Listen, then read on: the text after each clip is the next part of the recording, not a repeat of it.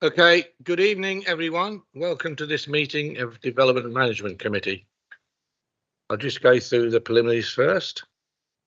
Members of the public are entitled to take photographs, film, audio record and report on all public meetings in accordance with the Openness of Local Government Bodies Regulations 2014.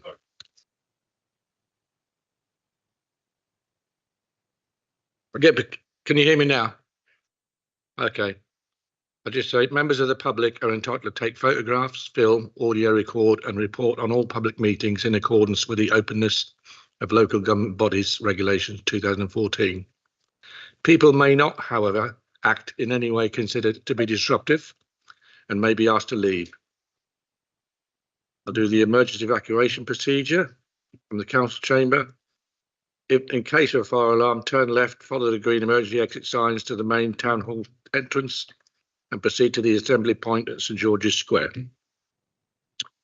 Are there any apologies for absence tonight? Yes, Chair. Apologies from Councillor Khan and Mead. And I understand Councillor Zanib Raja gave her apologies to me. Minutes of the previous meeting, 23rd of August. You okay with those? Section 106 of the Local Government Finance Act. On that, more of Chair. Any disclosures of interest tonight? Chair, I'd like to disclose a conflict of interest. Mr. Cartwright, who's here as a objector, is known to me, so I'd like to declare that. A personal and prejudicial. And prejudicial. Yeah, okay. I see, and I don't think that applies to the other members of the Labour group, does it? Thank you, Chairman. My understanding is Councillor Chowdhury works for this person, so that's the specific facts that I've been given. So in that case, so you're employed, so that's a personal prejudicial interest. Yep. David Franks. Yeah, thank you, Dave. To be honest, Russell Cartwright's known to all of us, I would guess. I've known him for goodness knows 40 years or more. Oh, yeah, same as me, 40 years. But I don't consider the fact that I know him constitutes a prejudicial interest when considering the planning application. I didn't even know he was going to object, but if he's listening, I'm rather pleased he's going to. Yeah, it's not in any professional capacity. He happens to be a resident of Hightown. Yes, Lee. Thanks, Chair. Not declaring an interest or anything, but I'm just declaring for transparency that I have received a communication on behalf of Lansdowne Developments Limited in basically with information in support of the application. I'm just declaring that I haven't received that. That's usually that's normal. Yeah, we will receive information from the applicant. Yeah, sorry, I was just declaring it because I'm aware that not everybody in this committee has received it. Well, I got it. I presume everybody else did as well, so it's not a problem. Chair, can I get some guidance? Should I leave? Yes. Personal prejudicial, yes. Yeah. Yes. I come in. Yes, please. And thank you, Chairman and Councillor Franks. If you've known someone, it depends how well you know them, close associate or friend, and it then boils down to this personal and prejudicial, so that's a two-pronged approach. Knowing someone for that amount of time, depending how well, how often, how regular, could amount to a personal for you to consider, and those others that it affects. Prejudicial is what would someone objectively think looking in. Now, here we are dealing with an objector who, on my understanding, is, based on what I've heard from Councillor Chowdhury, lives quite close to the site. That could arguably be regarded as prejudicial. Would you favour your, I'm going to say friend, I'm not going to try and put words in people's mouths, but just what I've heard. Would you favour your friend who is an objector and is close by, and would members of the public looking in believe that to be the case? David. Yeah, I'd better respond to that. I think to call Russell Cartwright and myself friends would be a fairly substantial exaggeration. but we have known each other, and I hope respected each other, as I certainly have him, over many, many years. But friends, no. Can I come back in? Yeah, thank you for your reply. It's friend or close associate, which is a similar kind of meaning. So if you're happy that you know someone, but then they're not a close associate or friend, then that's absolutely fine. Thank you for the clarification. Yeah, I mean, Russell has objected before to other Hightown developments that and we didn't have a problem then. So I don't think it's a problem now. Yeah, Francis. Chair, I might personal because he's also a work colleague.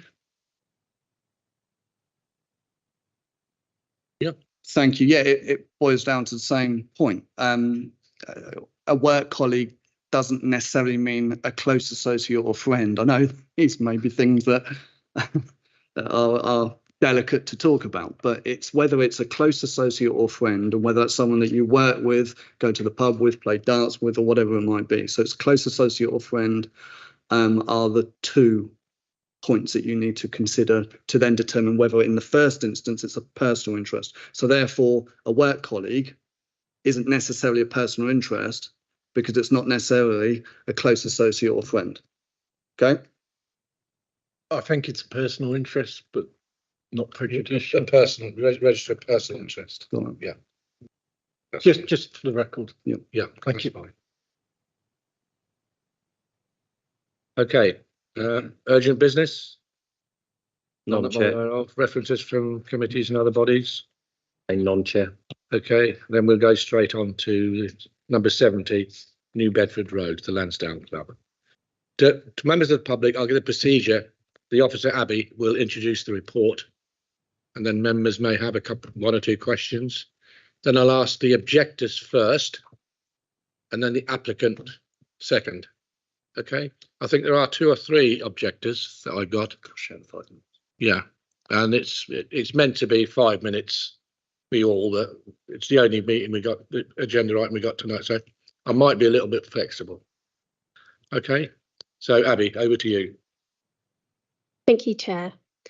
In regard to the circulated update sheet, a further objection has been received from a previous contributor regarding the fact a photo montage from Villa Road has not been provided. The report and this presentation will show that there is sufficient information within this application to make a decision.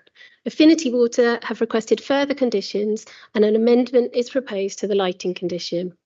In addition to this, I'd also like to make a verbal update regarding condition 27. The condition is to be amended as following. No development shall commence until a detailed plan has been submitted to and approved by the LPA showing the works to make good Villa Road. The development shall not be occupied until the approved works to Villa Road have been carried out. And that amendment was based on legal advice from the council's solicitor. The application site is occupied by a significantly extended 19th century villa, one of 3 such buildings remaining from 9 that were originally built on Villa Road. The application site is bound by Villa Road to the north and west and fronts the busy carriageway of New Bedford Road and Hucklesby Way. This application seeks planning permission to demolish the existing villa and erect 50 flats within 3 buildings. Block A is a 4-storey in height, located to the north. Block B is to the south of Block A and also has 4 storeys of residential accommodation with cycle storage and bin storage at a lower level. Block C, which you can see there, bounds New Bedford Road and Hucklesby Way, is the larger of the development blocks and is 7 storeys in height. Blocks A and B house 8 flats and Block C 34 flats. The development will be finished in brick with 973 metres square of communal green landscaped space. Development will be car-free with 3 accessible parking spaces to the north and a turning area for large service vehicles. There are 50 bicycle spaces proposed. Villa Road is a private road, as is shown on pink in this plan. It is currently in a poor state of disrepair and requires maintenance. The applicant has advised as part of the proposals that they will repair and make good Villa Road. This will not include the spur to number 72 New Bedford Road, Leaside Hotel. Each development block has a bin store and refuse collection will take place from Villa Road. A management company will be responsible for leaving the bins out for collection and returning the bins to the bin storage area on collection day. Although a photo montage is not provided, this photograph shows the application site as existing from Villa Road, and the following slide shows Block A, which will be the view from Villa Road. Further to this, the next slide shows the sections of the proposed buildings and the section of the existing villa. As members are aware, there has been a previous application for housing development on this site. The previous application sought planning permission for the erection of 84 flats. This application was refused by the Development Management Committee in March 2021 and dismissed on appeal in April 2022. The appeal was dismissed by the inspector on the basis of the scale, siting and massing of the development, with the 11-storey building being an incongruous feature in the area to the detriment of its character and the amenity of neighbouring occupiers, particularly in regard to the overbearing impact. It is considered by planning officers that this revised scheme has overcome the previous objections made at appeal. Firstly, I need to make reference to the loss of the historic villa. The planning inspector in the appeal considered at length the loss of the existing villa, concluding that the loss of villa carried limited additional weight. The reason only limited weight was given to the loss was the fact that the building had been subject to many unsympathetic extensions, which are shown in purple. If we just go through a slide. There we go, which are shown in purple on this slide. That's the original villa. Is in blue and the extensions are in purple. And the fact that the majority of the existing villas have been demolished, so the group value is diminished. Planning officers have given the loss of the existing villa limited additional weight and no substantial harm in the planning balance, which is the same weight the planning inspector attributed to the loss of the building. The loss of the use of the application site as a members club has been accepted under the previous application by the inspector. And the mix of housing, 15 3-beds, 29 2-beds, is considered to reflect housing need within the SLA. In regard to the design of the proposal, it is considered that the reduced scale from 11 stories to 7 stories, the reduction in the number of flats and providing 3 buildings with extensive landscaping has resulted in a scheme that will not be significantly intrusive within the immediate street scene, and as such has overcome the previous refusal reason. Further to this, the reduction in size and height of the building will mean the development will not have an overbearing impact on neighbouring occupiers, particularly given that due to levels, when viewed from Villa Road, the 7-storey building will only appear 1 storey taller than the 4-storey building that's shown on the sections. The proposed development will provide adequate living conditions for future occupiers as the development meets the needs of meets the nationally described space standards and the level of amenity space provided is good. The development will not be to the detriment of the setting of the adjoining non-designated heritage asset, the Leaside Hotel, and flood risk, biodiversity and climate change have been adequately addressed. 8 of the flats will be affordable, which, given vacant building credit, is in accordance with the government guidance, and policy compliant developer contributions will be secured via a Section 106 agreement. The proposed development is car-free, and given the highly sustainable location in close proximity to good public transport links, no objections are raised in this regard. As identified before, Villa Road is a private unadopted road. There are no parking controls on the road, and the local highways authority cannot enforce parking controls due to this section of Villa Road being private. Concerns have been raised with regard to obstructive parking and emergency vehicles being able to access the proposed flats. The development is car-free, and people buying the flats will be made aware that there is no parking provision. As such, it should not put increased pressure on parking in Villa Road. The applicant has committed to keeping the turning head on the application site free of parking, but is unable to enforce this on Villa Road. If parking takes place that blocks Villa Road and emergency vehicles and other vehicles are unable to pass, this is a matter for the police and they should be contacted. In terms of the condition of Villa Road, which is in a poor state of repair, the applicant has advised that they will make good the road during construction and finish the road to an acceptable standard prior to the occupation of the development. The cycle parking provision proposed is compliant with the standards in Appendix 2 of the local plan. The proposal, given the revised design, has overcome the previous refusal reasons raised by the inspector.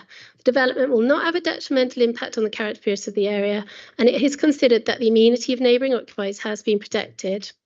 Further to this, the residential environment to be created would be acceptable, the highway and parking issues are acceptable, and issues relating to biodiversity, flood risk and climate change have also been suitably addressed. The creation of more job opportunities during construction, the physical regeneration of site, provision of affordable housing, and the contribution to general unmet housing need in Luton are all positive aspects of the application. As such, in accordance with the inspector's decision, the loss of the existing building carries limited additional weight in the planning balance. The public and material planning benefits of the development are considered to outweigh the limited additional weight associated with the loss of this significantly extended, non-designated heritage asset. It is therefore recommended that the application is approved in accordance with the planning officer's report. Thank you. Thanks, Abby. Any matters of clarification, member? There will be other opportunities. Can I ask the first of the objectors, Simon Tweed, to come forward, please? And then it'll be John Adams, the assistant pastor, and then Russell Cartwright. So, yeah. I represent Snow Home, which is the management company, not-for-profit management company, the residence management company for the Mount and Bedford Gardens, where there are 36 flats. I speak also in my personal capacity in that I live less than 20 metres or 30 metres from the proposed development.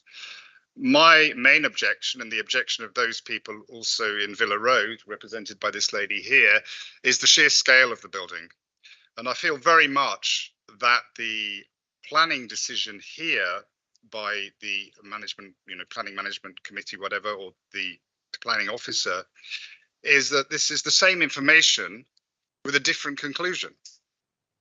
We're all of us sad to lose heritage buildings, but I accept that things have to move forward.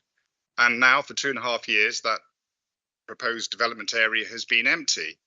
But the sheer scale, 7 stories, and there's been some gamesmanship here. It started off with 9 plus basement, then it went to 11, lost on appeal, and now it's 7. And to state in the documentation that 4 stories is the average, that is not true. 3 stories is the average for the area.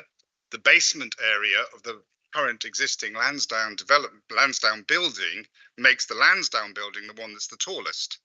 But that basement area is on the decline or incline, depending on which way you look at it. So my objection, and the objection of Snow Home Limited on behalf of all the residents at the Mount and Bedford Gardens, as somebody who lives fairly closely, and the residents of Villa Road, is the sheer scale. And I cannot see how they have materially addressed in this application that, namely, that the previous design was too high, the scale was bad, the massing and the impact detrimental to the character and appearance of the area, the loss of the existing villa, well, we'll leave that aside, okay? But dominating and overbearing impact on the neighbours and the occupiers. And fundamentally, this is about where Luton Borough Council want to see Luton in the future. If you allow this to go ahead, you set a precedent for further higher buildings along New Bedford Road. And it's wrong for this documentation to suggest that pre-existing buildings like the Shires have already set a precedent. It's a very different development, the Shires, in a very different location.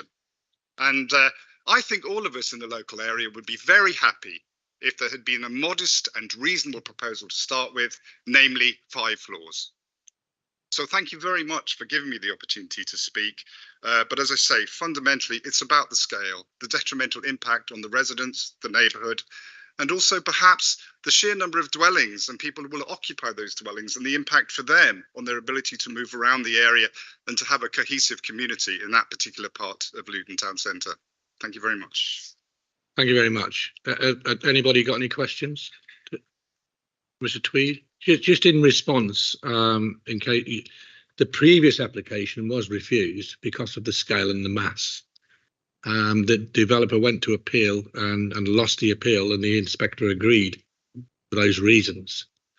And it's a matter of compromise. I mean, sooner or later, this land will be developed. It determines whether it's acceptable or not.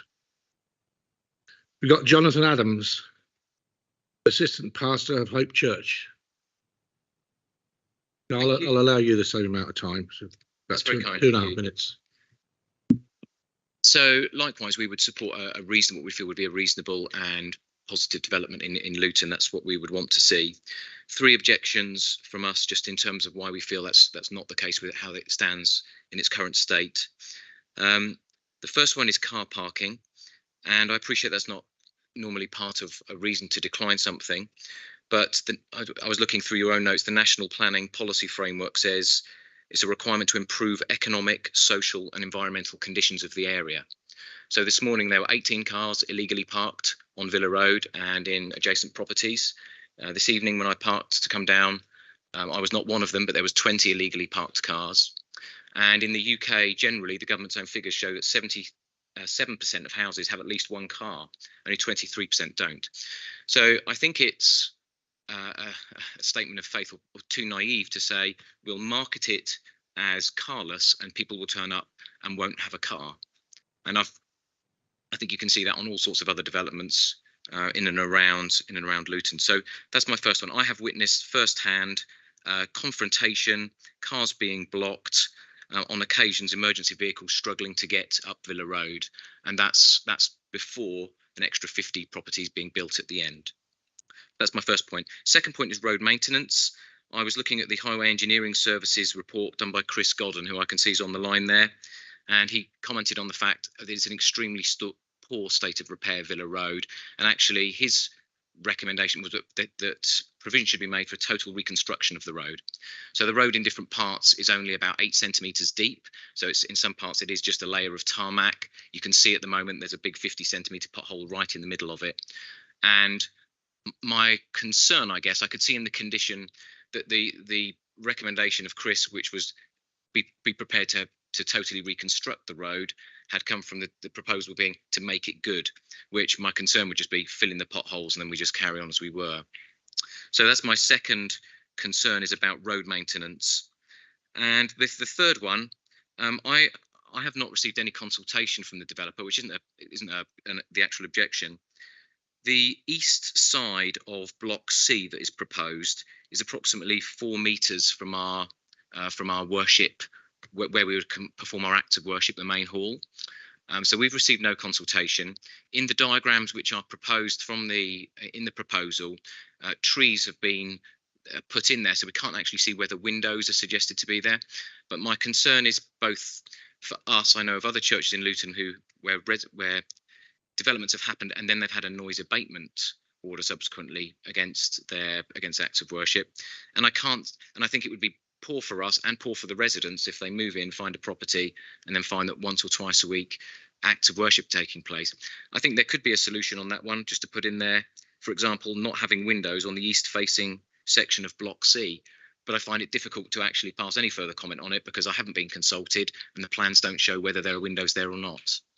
So those are my 3 areas: car parking, road maintenance and noise abatement for us as an established church providing lots of community services in Luton.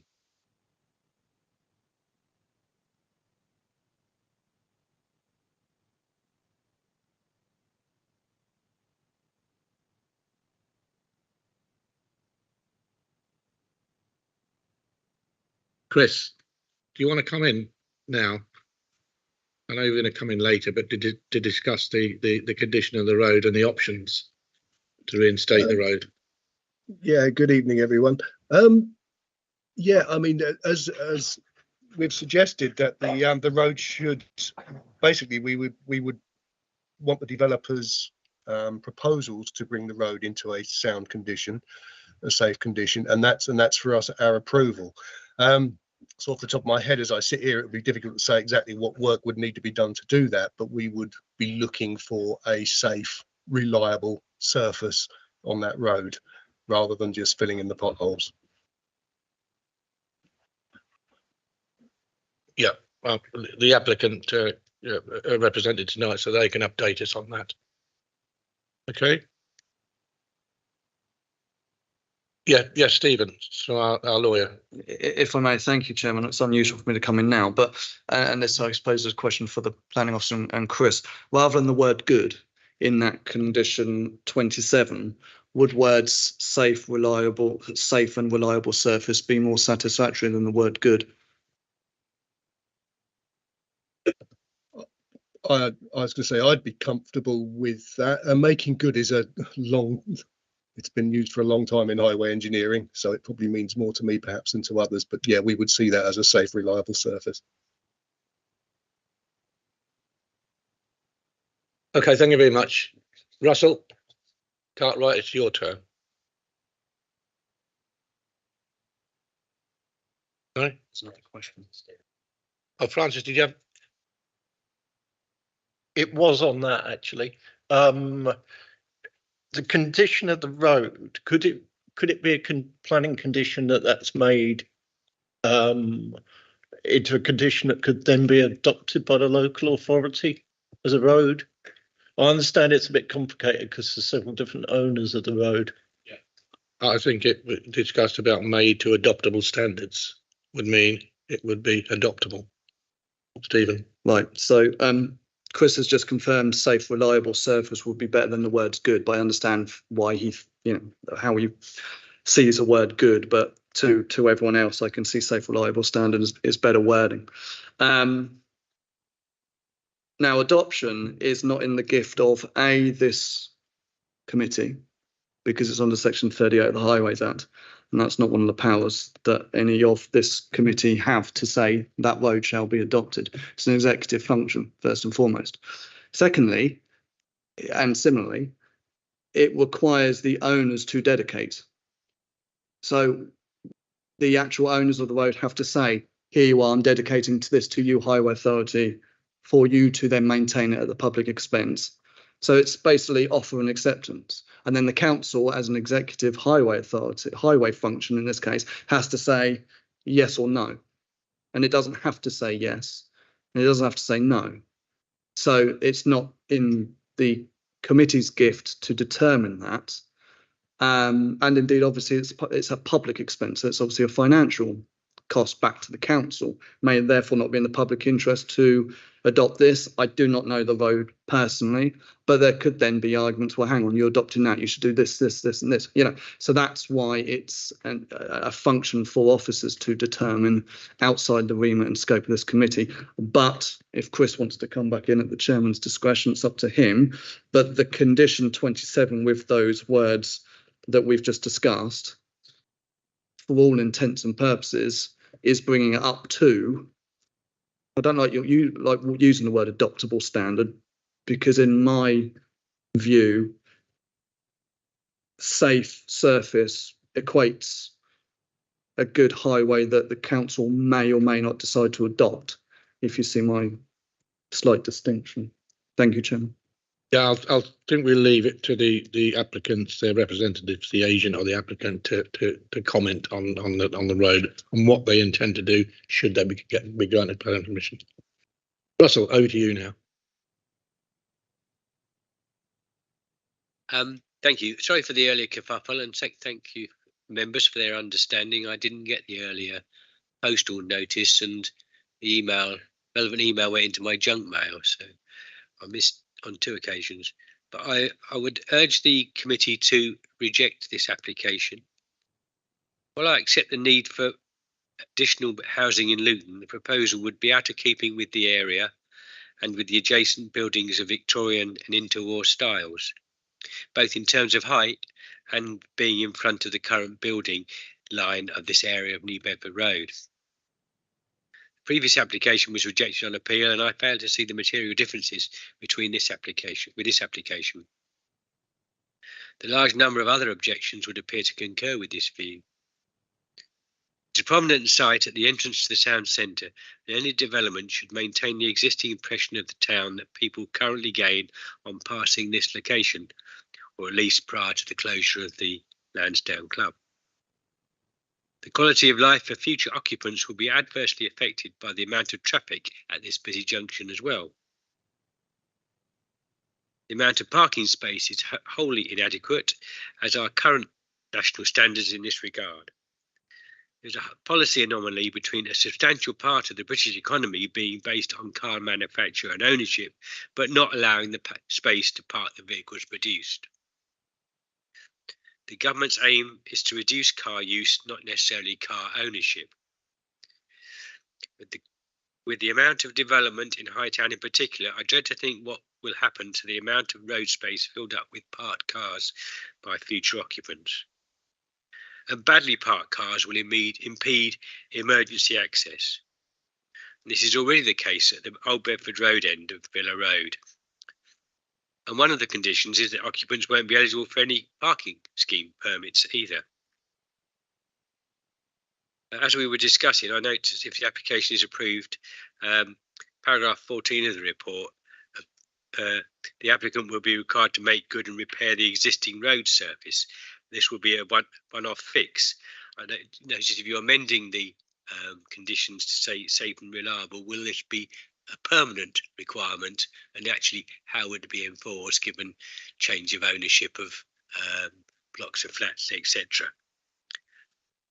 So I just was going to suggest, prior to the solicitor's comments, that the developer should pay for the adoption of the remainder of Villa Road as a permanent public highway. Notwithstanding the inadequate parking arrangements, the development will generate a disproportionate amount of traffic compared to its existing use. So to reiterate, I hope the committee will reject the application. Thank you, Chair.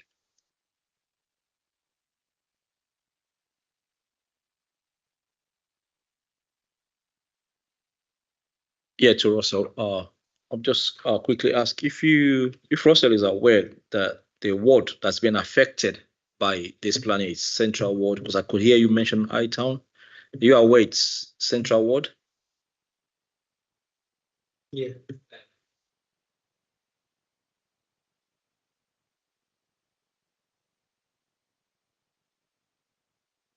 Down ward up to Doggington Road was part of Hightown, but it got put into Round Green, and the same is true of this bit. This is Central Ward.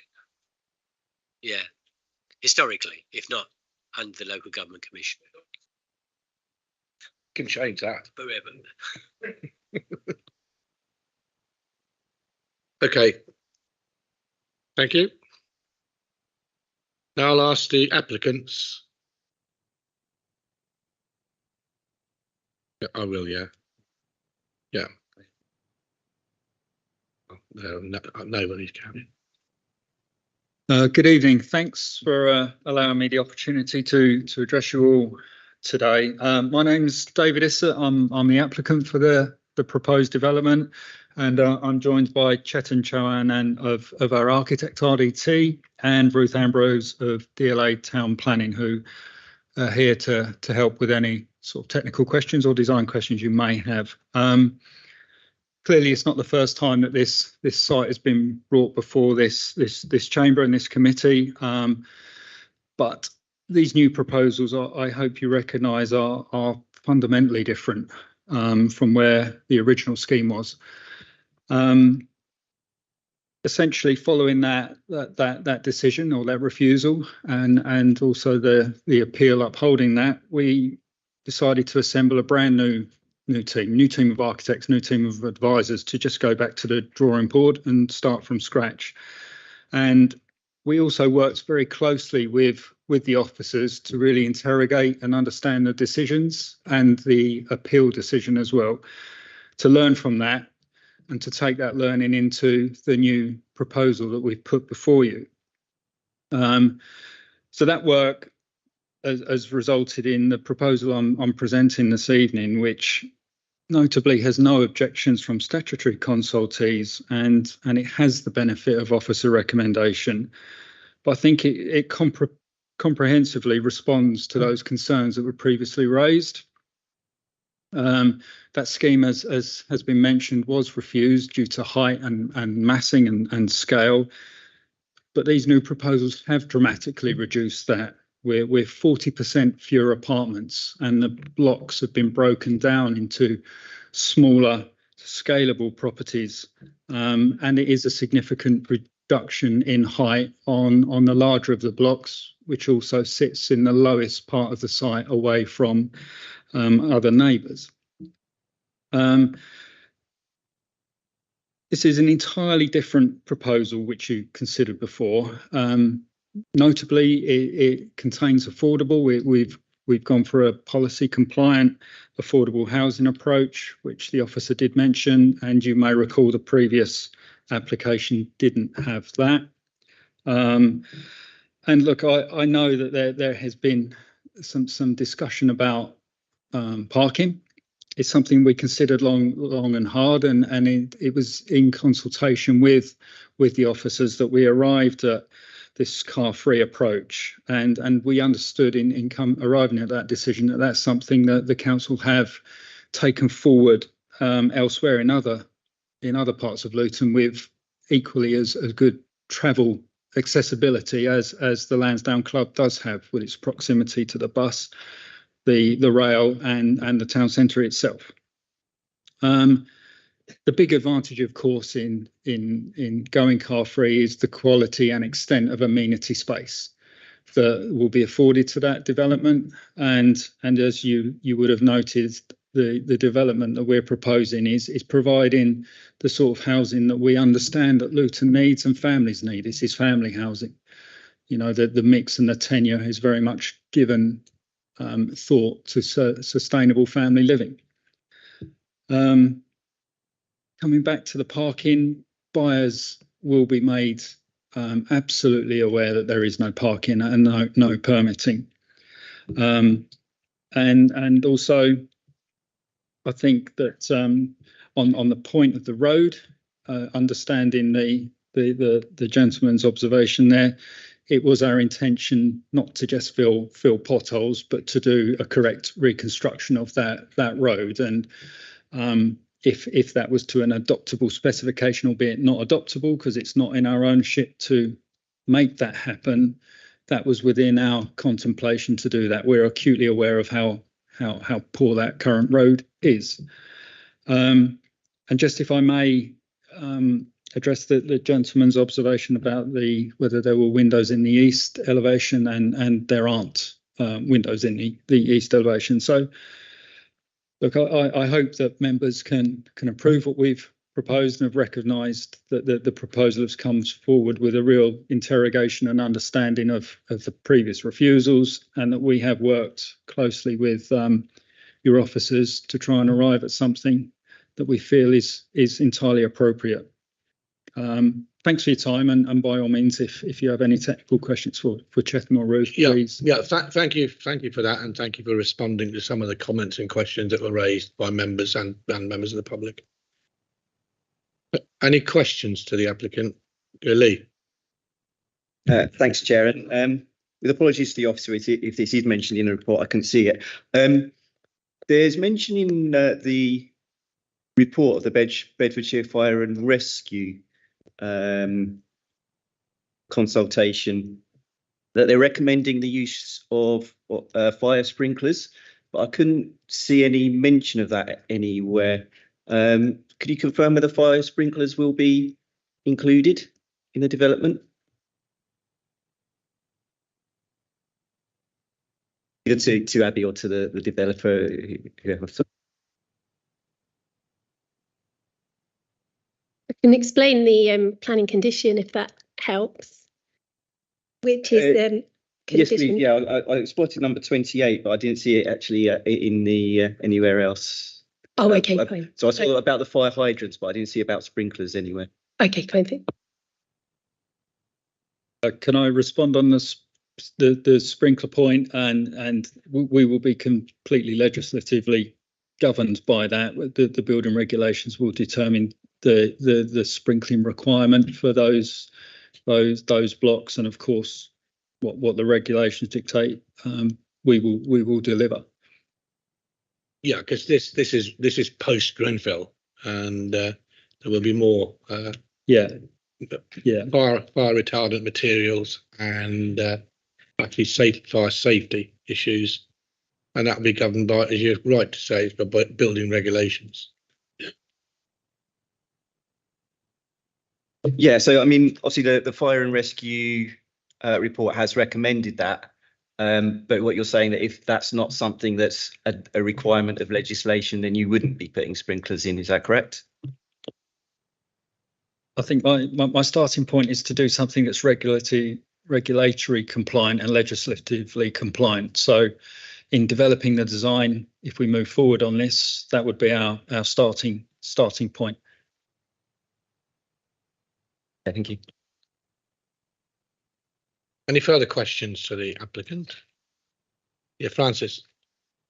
Just on that point, isn't that a matter not for planning but for building control? So it's relevant to this committee. Yeah,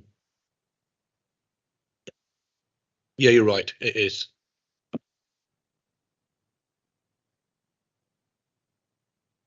No further questions, then you can stand down, and it'll be questions by members to the officer. Any questions? Yeah, Lee? So another question, and this is kind of prompted by the comment by one of the objectors in relation to, parking along that road, which is quite a narrow road. Just looking at the conditions again that are mentioned by Bedfordshire Fire and Rescue, they're mentioning certain minimum widths of road and so on for access to the development. So perhaps it's a question for Christopher Godden. Does the road meet these minimum requirements? And does, in the judgment of this, is a consideration of the, shall we say, likelihood of illegally parked cars considered? Good evening, everyone, again. Yes, it has been considered. I can't tell you the road width off the top of my head, but we looked at the access for both fire service and for refuse vehicles.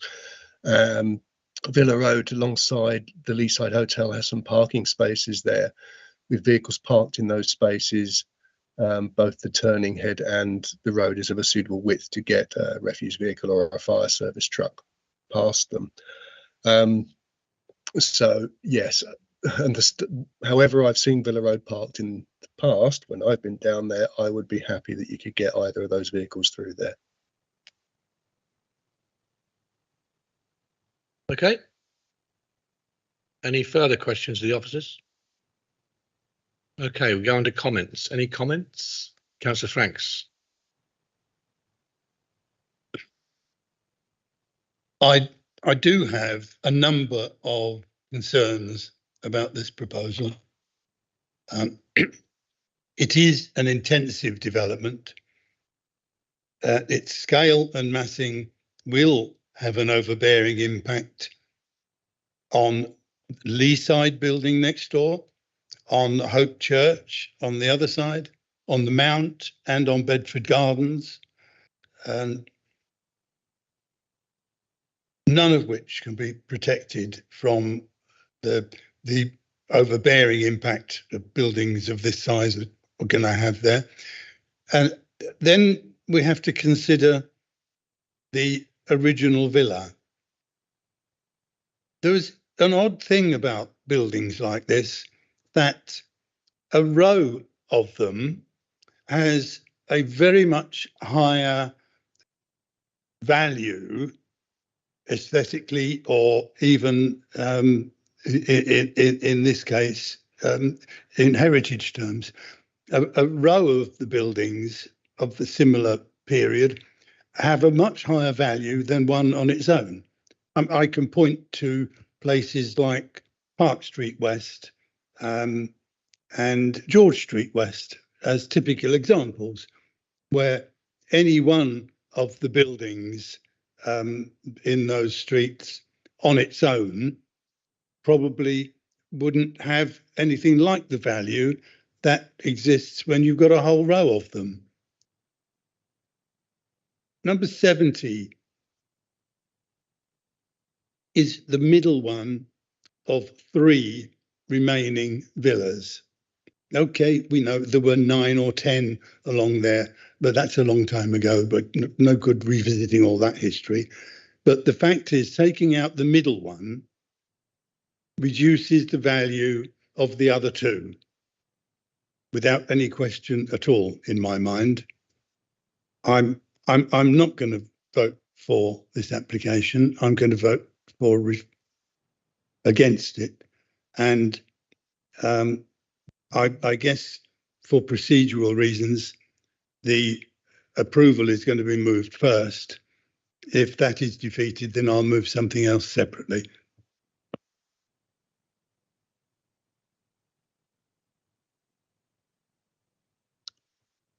Babatunde.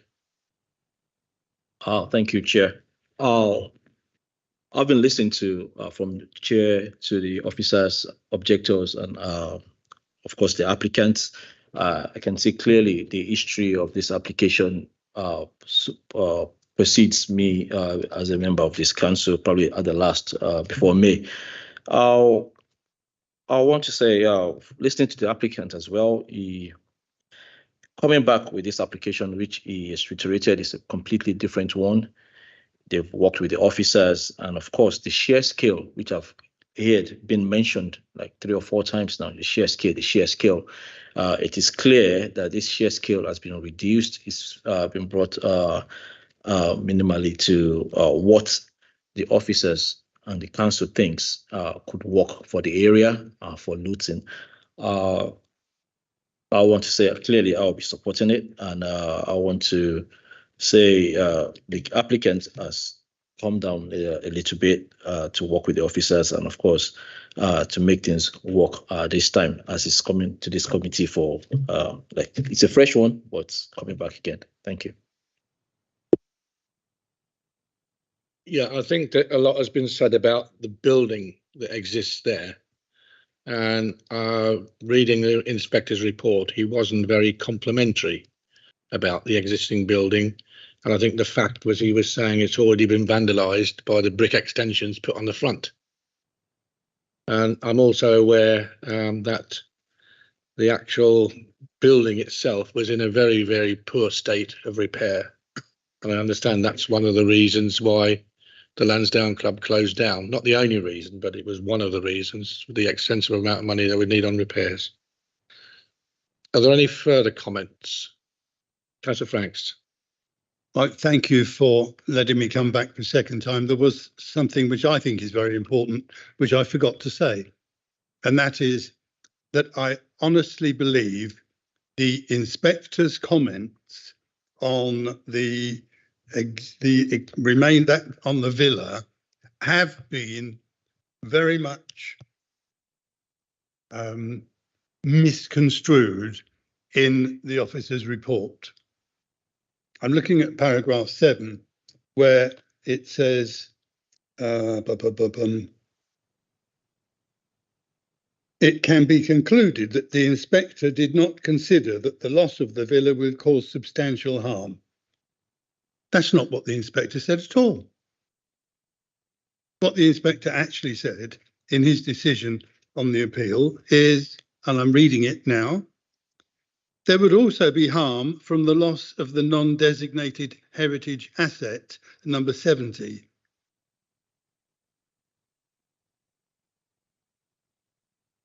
I don't believe that is a comment that's properly reflected in the officer's report on this planning application.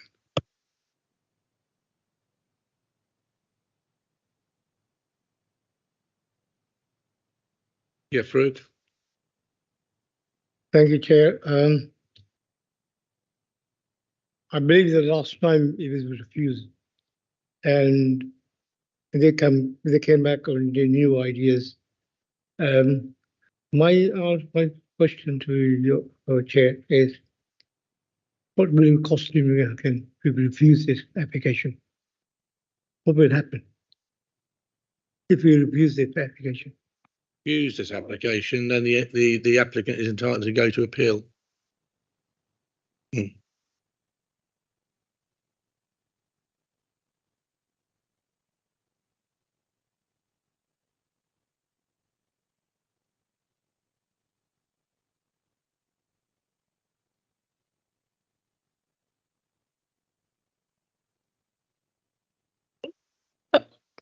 Yes, thank you, Chair.